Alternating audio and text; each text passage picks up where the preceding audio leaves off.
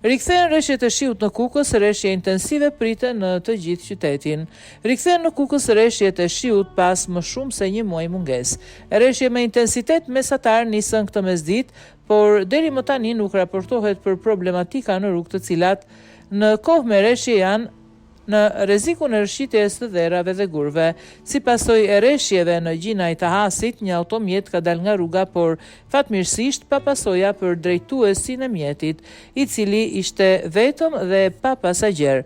Rreshjet janë të mirë pritura për përmirësimin e situatës hidrike në kaskadën e Drinit, pasi për shkak të mungesës së rreshjeve të shiut dhe dëborës ka patur rënje të nivelit të ujit në Fierz, ujëmbledhësi më i madh në vend, nga ku varet edhe prodhimi i energjisë elektrike.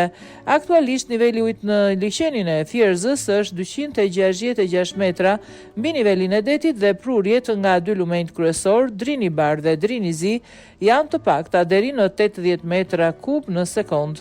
Hidrocentrali Fierzës gjatë kësaj periudhe pareshje ka punuar me turbina të alternuara për ruajtjen e rezervës ujore, por gjithashtu edhe nga importi i energjisë elektrike. Aktualisht Fierza punon me 3 turbina nga 4 që ka gjithsej.